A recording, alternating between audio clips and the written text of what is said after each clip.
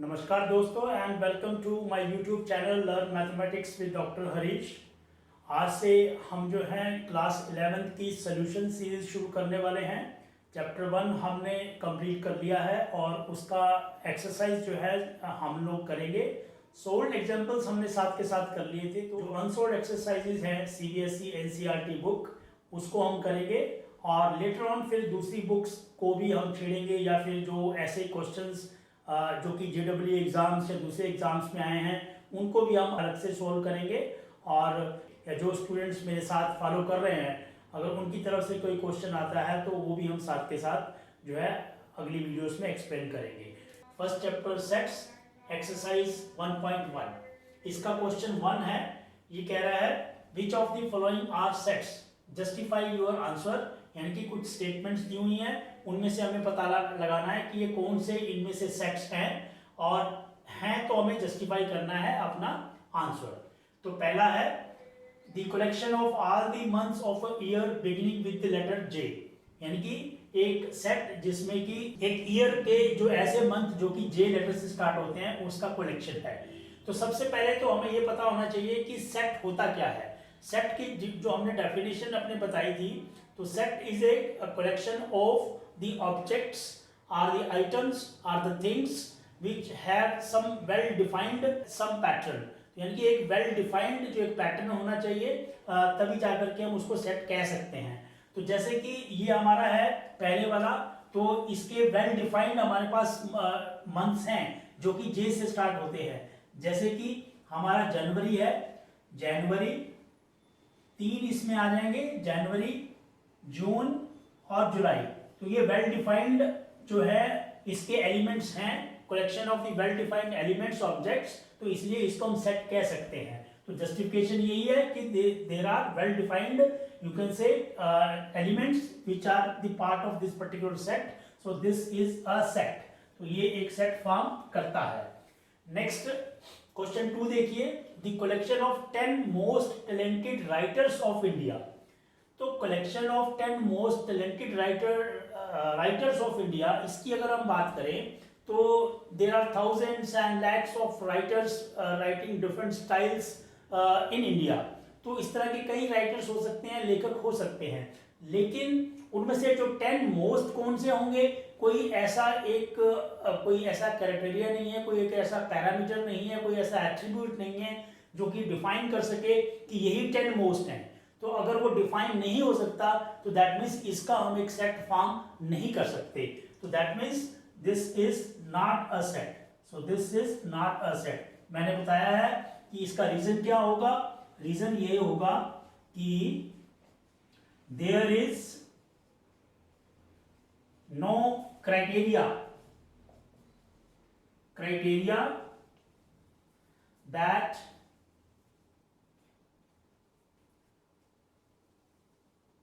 that defines or that categorize the most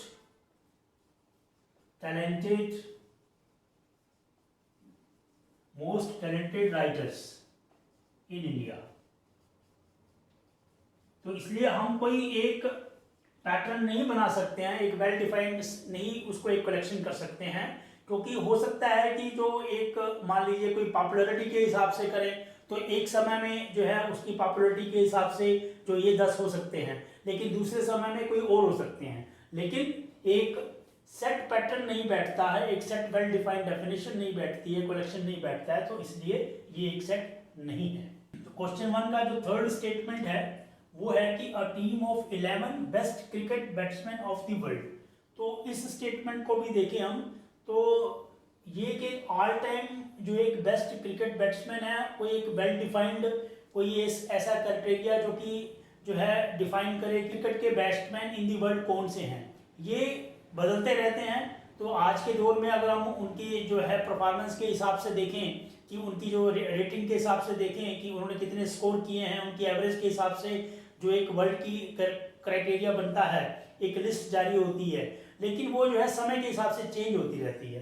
तो वो समय के हिसाब से चेंज होती रहती है, तो इसलिए हम इसको एक वेल डिफाइंड नहीं कर सकते। So therefore this is not a set. हाँ, अगर ये कहा जाता कि top 10 batsman for the year, मान लीजिए ये कंडीशन होती फॉर द ईयर 2023 या फॉर द ईयर 2022, तो उनकी रेटिंग के हिसाब से, उनकी एवरेज के हिसाब से जो वर्ल्ड के टॉप 10 है तो हम उसको सेट बना सकते थे। लेकिन यहाँ पे एक ऐसी इंफॉर्मेशन नहीं दी गई है कि हमने कौन सा ईयर लेना है या कौन सा मंथ लेना है या उसके हिसाब से, तो इसलिए एक वेल डिफाइंड हम इसको कलेक्शन नहीं कर सकते, इसलिए this is not a set. Fourth statement देखते हैं। फोर्थ स्टेटमेंट कह रही है the collection of are boys of your class. तो ये एक वेल डिफाइंड आपकी स्टेटमेंट है कि the collection of are boys of your class, आपके क्लास में जितने भी बॉयज हैं तो उनके आप जो हैं यहाँ पे सेट बना सकते हैं। तो that means this is a set, क्योंकि आपको पता है कि आपकी क्लास में बॉयज कौन कौन से हैं, तो उनको आप जो है बाय नेम उनके नाम लिख करके जो है इस तरीके से उसका एक सेट बनाया जा सकता है। तो that means this is a set. Next fifth statement देखिए, the collection of are natural numbers less than 100, यानी कि इसको देखें तो ये एक सेट बनाया जा सकता है, क्योंकि नेचुरल नंबर्स हमें पता है क्या होते हैं, वो एक से स्टार्ट होते हैं और प्रोग्रेस करते हैं इन वन के स्टेप में, और ये कहाँ तक जाते हैं, ये इन्फिनिटी तक जाते हैं, और हमें केवल लेस देन 100 ही लेने हैं, यानी कि 1 2 3 and so on up to 99। तो ये जो नंबर हैं ये सारे के सारे इस सेट का हिस्सा बनेंगे। So that mean there is a well defined elements are the collection of the objects elements in this particular set. So ये भी एक सेट बनता है, यानी कि ये भी एक सेट है। तो सिक्स्थ स्टेटमेंट है इसकी, a collection of novels written by the writer Munshi Premchand. तो ये हमें मालूम है मुंशी प्रेमचंद हिंदी साहित्य के एक बहुत बड़े राइटर रहे हैं और उन्होंने काफ़ी सारी किताबें लिखी हैं, और उनके सभी किताबों को अगर हम देखें तो उनको कलेक्ट किया जा सकता है, यानी कि there is a well defined set, जो कि हम जो है उसमें जो है मुंशी प्रेमचंद की सभी किताबों को हम एक सेट बना सकते हैं। So that means this is a set, this is a set. Reason हम ये लिखेंगे कि there is a well defined objects। कौन सी ऑब्जेक्ट्स होंगे, that is the books written by Munshi Premchand. ठीक है, तो ये there is a well defined objects जो है सारी की सारी इस सेट में आ जाएंगी, तो इसलिए ये सेट इसका होगा। Next is the collection of are even integers. Even integers, integers हमें पता है क्या होते हैं। इंटीजर्स हमारे होते हैं जो कि माइनस में भी होते हैं या प्लस में भी होते हैं, और ये स्टार्ट होते हैं आपके 0 से पॉजिटिव साइड में, और 1 2 3 इस तरीके से 1 के स्टेप में अप टू इन्फिनिटी तक जाते हैं। और नेगेटिव इंटीजर्स भी होते हैं जो कि -1 से स्टार्ट होकर के -∞ तक जाते हैं। तो collection of are even integers हमने लेने हैं। इवन इंटीजर्स वो होते हैं जो कि 2 से डिवाइड होते हैं, तो उसमें नेगेटिव भी आ जाएंगे, पॉजिटिव भी आ जाएंगे। तो दैट मीन्स इसको हम ऐसे लिख सकते हैं, ये -∞ से चलेंगे, और ये जो है आपके -4 -2 इस तरीके से आ जाएंगे, और फिर प्लस में आ जाएंगे आपके +2 +4 +6 अप टू इन्फिनिटी। तो ये एक वेल डिफाइंड सेट होता है इंटीजर्स का, यानी कि इवन इंटीजर्स का, जो कि हमारा पर जो है -∞ से लेकर के इन स्टेप्स ऑफ 2 -4 -2 तक, और 0 काउंट नहीं होगा, और फिर 2 4 6 इस तरीके से ये एक सेट बन जाएगा। So that means this is a set. 8th statement है the collection of questions in this chapter. तो एक पर्टिकुलर चैप्टर जो सेट्स का आपके पास बुक में है, उस पर आपको मालूम है कि जो क्वेश्चंस जो हैं वो वेल डिफाइंड हैं, और एक वेल नंबर उसका है, एग्जिस्टिंग है। सो दैट मीन्स ये भी एक सेट होगा, because you have well defined questions in this chapter, so that's why this makes a set। तो ये एक सेट बनाएगा। 9th जो स्टेटमेंट है, और collection of most dangerous animals in the world, यानी कि एक ऐसा सेट जिसमें कि वर्ल्ड के सबसे खतरनाक जानवरों का एक कलेक्शन हो। तो ऐसी कोई एक वेग स्टेटमेंट है जिसमें कि हमें एक ऐसे एनिमल्स जो डिफाइंड नहीं है कि किस तरीके के एनिमल्स होंगे, कैसे होंगे, तो ऐसा कोई स्पेसिफिक कैटेगरी भी नहीं बनी हुई है। सो दैट्स वाई जो एक वेग स्टेटमेंट होती है जिसमें आप जो है किसी को सेट को ना बना सकें या किसी को कलेक्ट ना कर सके, किसी को क्लब ना कर सकें, तो उसको हम एक सेट के रूप में नहीं लिख सकते। So that means this is not a set, this is not a set. तो रीजन इसका यही आ जाता है कि there are no well defined, there are no well defined animals in this category. इस कैटेगरी में ऐसे कोई वेल डिफाइंड हमें एनिमल्स हों कि यही डेंजरस हैं, ऐसा नहीं है। तो that's why we cannot form a set out of this particular collection. इस एक्सरसाइज का क्वेश्चन 2 है, लेट ए एक सेट दिया हुआ है जिसके एलिमेंट्स हैं 1 2 3 4 5 6 और आगे पूछा गया है insert the appropriate symbol belongs to और does not belong to in the blank spaces. यानी कि नीचे कुछ एक आपके एलिमेंट्स दिए हुए हैं और इसमें आपको बिलोंग टू या डज नॉट बिलोंग टू का सिंबल जो है वो लगाना है accordingly related to the set A. तो हमने ये देखना है कि वो एलिमेंट उसमें है या नहीं, तो उससे बिलोंग टू होगा, और जो एलिमेंट नहीं होगा वो डज नॉट बिलोंग टू होगा। जैसे 5 इसका एलिमेंट है तो ये आ जाएगा बिलोंग टू। ऐसे 8 इसमें नहीं है तो सिंबल आ जाएगा डज नॉट बिलोंग टू। 0 भी इस सेट का हिस्सा नहीं है, इसका एलिमेंट नहीं है, तो ये भी आ जाएगा डज नॉट बिलोंग टू। फिर 4 ए में है तो यानी कि ये आ जाएगा बिलोंग टू। फिर 2 भी इसका एलिमेंट है तो ये भी आ जाएगा बिलोंग टू। फिर 10 इसका एलिमेंट नहीं है तो ये आ जाएगा डज नॉट बिलोंग टू। तो इस प्रकार you have to check which of the अगर एलिमेंट है उसका तो बिलोंग टू, अगर नहीं है तो does not belong to. Question number 3 देखते हैं। इसमें है write the following sets in roster form. तो हमें कुछ सेट्स दिए हुए हैं जो कि सेट बिल्डर फॉर्म में है, इन सेट्स को हमने रोस्टर फॉर्म में कन्वर्ट करना है। तो पहला क्या है, that a is equal to x is such that x is an integer and x is greater than or equal to -3 and less than 7। तो सबसे पहले तो आपको जो स्टेटमेंट दी हुई है उसको ध्यान से पढ़ना है और देखना है कि वो किस तरीके से उसको हम लिख सकते हैं।